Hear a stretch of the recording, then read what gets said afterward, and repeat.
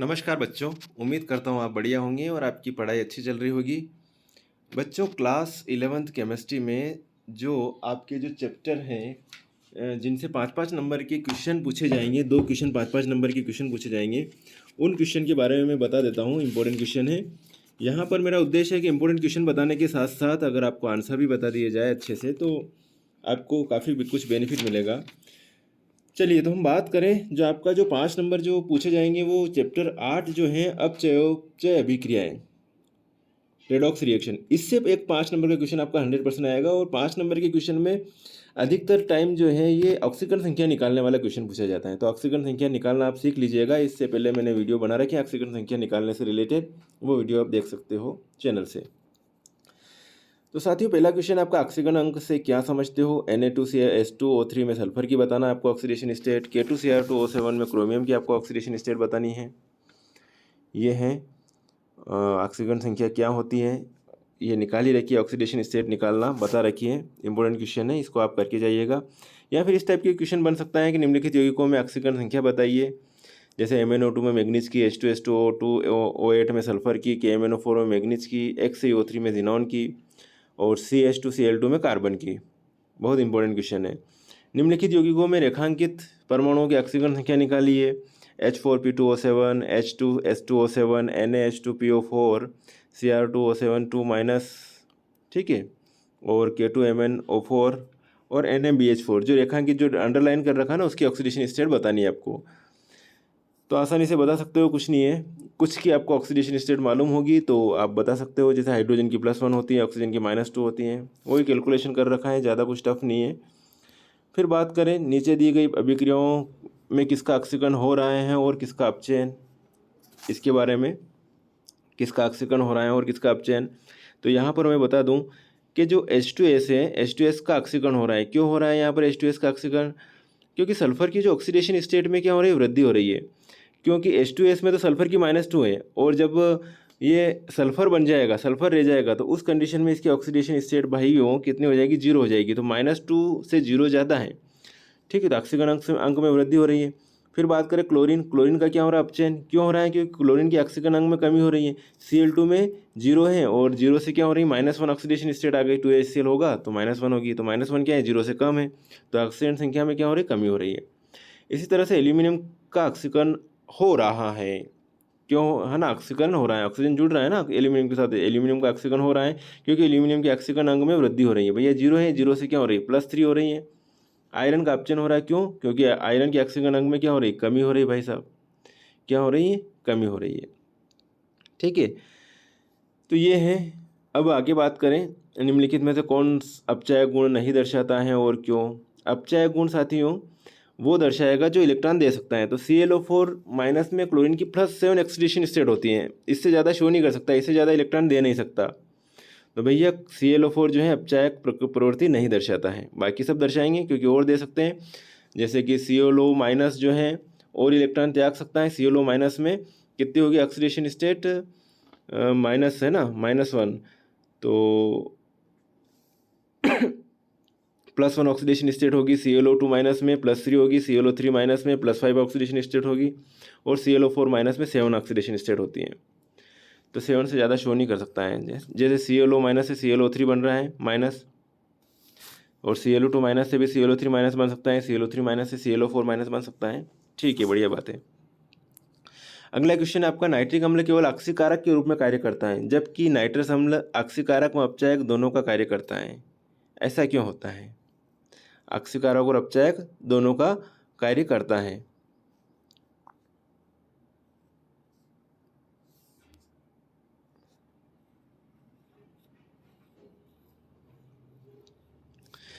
तो भैया नाइट्रिक अम्ल में जो है HNO3 की बात करें तो HNO3 में ऑक्सीडेशन स्टेट कितनी होती है नाइट्रोजन की, 3 दूनी 6, 6 और +5, और +5 से नाइट्रोजन की कैपेसिटी नहीं है कि ये ऑक्सीडेशन स्टेट शो करे।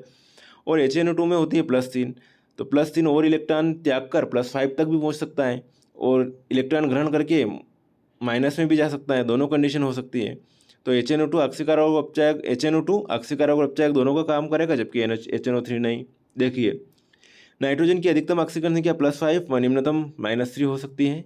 HNO3 में नाइट्रोजन की ऑक्सीकरण संख्या +5 है, अतः नाइट्रोजन इलेक्ट्रॉन त्याग कर +5 से अधिक ऑक्सीकरण संख्या नहीं शो कर सकता है। HNO2 में नाइट्रोजन की ऑक्सीकरण संख्या +3 है, यह ऑक्सीकरण संख्या अधिक करके अपचयन अधिक हो जाएगी तो अपचयन हो जाएगा, वो कम करेगा तो ऑक्सीकरण कर सकता है। अतः HNO2 ऑक्सीकारक और अपचायक दोनों का कार्य करता है।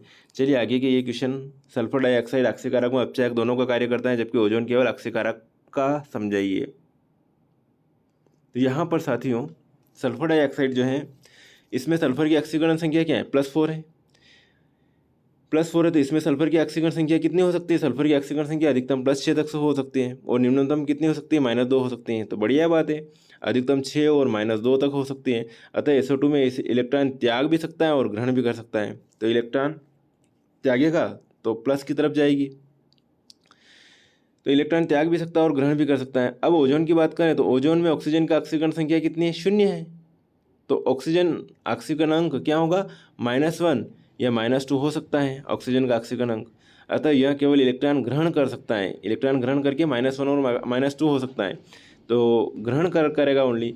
तो यही कारण है कि सल्फर डाइऑक्साइड ऑक्सीकारक और अपचायक दोनों का कार्य करेगा, जबकि ओजोन केवल किसका काम करेगा, ऑक्सीकारक का। इलेक्ट्रॉन ग्रहण कर सकता है मतलब सिर्फ ऑक्सीकारक का कार्य करेगा, और इलेक्ट्रॉन त्यागना मतलब अपचायक का कार्य करेगा। ओके, आगे बात करें। ये क्वेश्चन भी वेरी इंपॉर्टेंट है ऑक्सीकरण अभिक्रिया के लिए। देखो सोडियम Na+ में कन्वर्ट हो रहा है इलेक्ट्रॉन त्याग कर, यहाँ ऑक्सीकरण हो रहा है। क्लोरीन इलेक्ट्रॉन ग्रहण कर रहा है, यहाँ पर हो रहा है अपचयन हो रहा है। बढ़िया। अब यहाँ पर एक और क्वेश्चन इंपॉर्टेंट है रेडॉक्स अभिक्रियाओं वाला। रेडॉक्स अभिक्रियाओं के अनुप्रयोग लिखिए। तो धातु निष्कर्षण में उपयोग होता है, ठीक है। यहाँ पर अपचायक की जगह CrO3, अपचायक की जगह अपचयन कर देना, अपचयन हो रहा है। ZNO को अभी क्या हो रहा है, अपचयन हो रहा है, अपचायक की जगह यहाँ अपचयन कर देना। तो अपचायकों की सहायता से, अपचायक कौन है यहाँ पर, एल्यूमिनियम और कार्बन है अपचायक। तो ये अपचायक एल्यूमिनियम के नीचे आएगा और कार्बन के नीचे आएगा अपचायक। तो अपचायकों की सहायता से धातु ऑक्साइड का क्या हो जाता है, अपचयन, है ना, अपचयन होता है। तो Cr2O3 एल्यूमिनियम के साथ रिएक्शन करके Al2O3 कर बना रहा है, ठीक है। और तो ये Al2O3 + 2Cr, ZNO का भी क्या हो रहा है, अपचयन हो रहा है। और कार्बन क्या है, अपचायक। जो किसी दूसरे का अपचयन करे वो क्या होता है, अपचायक। तो कार्बन अपचायक है और ZNO का अपचयन हो रहा है। तो यहाँ पर ZNO + C, तो यहाँ पर Zn + CO आ जाएगा। यहाँ पे ऑक्सीजन की जगह क्या लिखना है आपको, CO लिखना, थोड़ी सी मिस्टेक है यहाँ पर। आगे बात करें, ऊर्जा प्राप्त करने में उपयोग होता है इनका। किसका उपयोग पढ़ रहे हैं अपन, रेडॉक्स अभिक्रियाओं के अनुप्रयोग पढ़ रहे हैं। वेरी इंपॉर्टेंट क्वेश्चन है भैया। ऊर्जा प्राप्त करने में उपयोग होता है, घरेलू तथा औद्योगिक ईंधन ऑक्सीकरण पर ऊर्जा की बड़ी मात्रा उत्सर्जित करते हैं, जो हमारे दैनिक जीवन में तथा उद्योगों में उपयोगी हैं। प्रकाश संश्लेषण में उपयोग होता है भैया रेडॉक्स रिएक्शन का।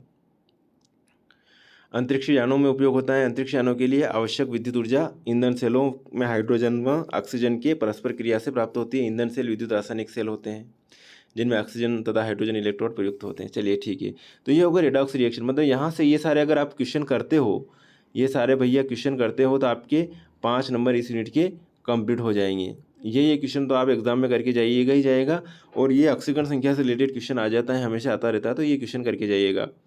अब बात करें अपन, एक और 5 नंबर की यूनिट बैठी हुई है आपकी, इंतजार कर रही है। कौन सी यूनिट है 5 नंबर की, एक और जो 5 नंबर की यूनिट है, पी ब्लॉक एलिमेंट्स। चलिए पी ब्लॉक एलिमेंट्स की बात करें। पी ब्लॉक एलिमेंट्स में इंपॉर्टेंट क्वेश्चन है भैया, BF3 प्रबल लुईस अम्ल की तरह व्यवहार करता है, बिल्कुल व्यवहार करता है।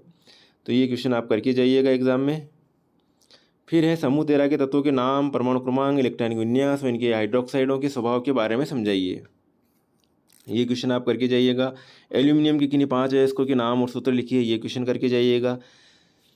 समूह 13 के तत्वों के भौतिक गुणों की क्रमिक परिवर्तन समझाइए। समूह 13 के तत्वों के भौतिक गुणों में समानता एवं क्रमिक परिवर्तन दे रखा है, घनत्व, गलनांक, क्वथनांक। दूसरा पॉइंट है परमाणु त्रिज्या, आयनिक त्रिज्या के बारे में बताना है, आयनन विभव के बारे में बताना है, धन विद्युतीय गुण के बारे में बताना है, ऋण विद्युतता के बारे में बताना है, मानक अपचयन विभव और अपचायक गुण के बारे में बताना है। अगला क्वेश्चन है आपका, समूह 13 के निम्नलिखित गुणों को समझाइए। जल एवं वायु का प्रभाव, हाइड्राइड अम्लों के साथ क्रिया, क्षारों के साथ क्रिया, और ऑक्साइड एवं हाइड्रोक्साइड, ये वाला बताना है। ओके, तो ये इंपॉर्टेंट क्वेश्चन है भैया। अगला क्वेश्चन है बोरान के अपने समूह से असामान्य व्यवहार के कारण। ये वाला question very very very important question है। इस वाले क्वेश्चन को भी आप जो है एग्जाम के पॉइंट ऑफ व्यू से अच्छे से करके जाइएगा, वेरी वेरी इंपॉर्टेंट क्वेश्चन है। ये सारे पॉइंट से याद करके जाइएगा।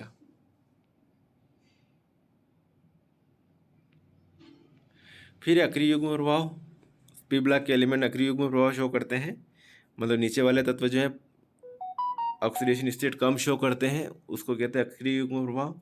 जैसे कोई +4 शो कर रहा होगा तो +2 शो करेगा, +5 शो कर रहा होगा तो +3 शो करेगा। मतलब नीचे वाले जो एलिमेंट्स हैं उनके एस ऑर्बिटल के इलेक्ट्रॉन बंध निर्माण में भाग नहीं लेते हैं, और इसी को क्या कहते हैं, अक्रिय युग्म प्रभाव। अच्छे से पढ़ लीजिएगा इसको। समूह 14 के तत्वों को किस नाम से जानते हैं भैया? ठीक है, इन तत्वों के गुणों की आवर्तता समझाइए। तो समूह 14 के तत्व कार्बन परिवार के तत्व हैं, अच्छे से करिएगा इनको। अपने समूह में कार्बन के सामान्य व्यवहार के उदाहरणों सहित स्पष्ट कीजिए। सारे क्वेश्चन, सारे पॉइंट्स अच्छे से याद कीजिएगा। वीडियो को पॉज करके आराम से पढ़िएगा, सभी चीज़ें आराम से बैठे बैठे, मोबाइल से पढ़ सकते हो। हीरा ग्रेफाइट फ्लोरीन के गुण लिखिए, अच्छा सा क्वेश्चन है। सबसे पहले हीरे के गुण, फिर हीरे के उपयोग, फिर ग्रेफाइट के गुण, फिर याद कीजिएगा ग्रेफाइट के उपयोग, फुल्लेरिन के गुण और फुल्लेरिन के उपयोग। तो चलिए, ये जो इसमें मैंने आपको 10 नंबर के इंपॉर्टेंट क्वेश्चन के बारे में चर्चा करी है, और ये क्वेश्चन अच्छे से आप याद करके जाइएगा एग्ज़ाम में। ओके, चलिए साथियों, बढ़िया से प्रिपरेशन कीजिए। सभी क्वेश्चन को मैंने पहले कई वीडियो बना रखे, उनमें समझा रखे होंगे, और आसानी से आप जो है इनको कर सकते हो। इंपॉर्टेंट क्वेश्चन है। चलिए, ओके, धन्यवाद। जय हिंद, जय भारत।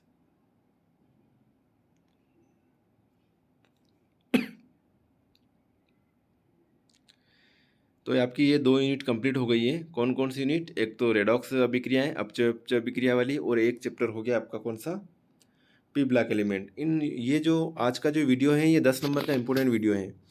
एक बार और आपको भले समराइज़ कर देते हैं, कहाँ से शुरुआत करें। ऑक्सीकरण संख्या वाला ये क्वेश्चन, ये सारे इंपॉर्टेंट क्वेश्चन है साथियों।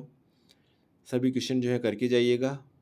वीडियो की चाहो तो आप स्पीड स्लो भी कर सकते हो, फास्ट भी कर सकते हो, आपकी मर्जी।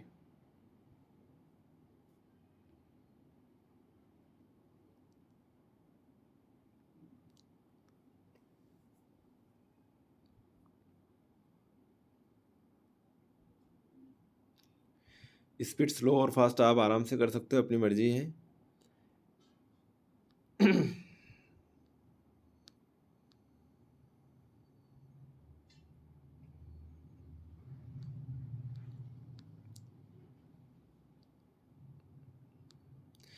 चलिए, लास्ट क्वेश्चन है ये। बोरान के अपने समूह से असामान्य व्यवहार के कारण, वेरी वेरी इंपॉर्टेंट क्वेश्चन है साथियों, है ना। ये वेरी इंपॉर्टेंट क्वेश्चन है। अक्रिय युग्म प्रभाव वाला भी इंपॉर्टेंट क्वेश्चन है।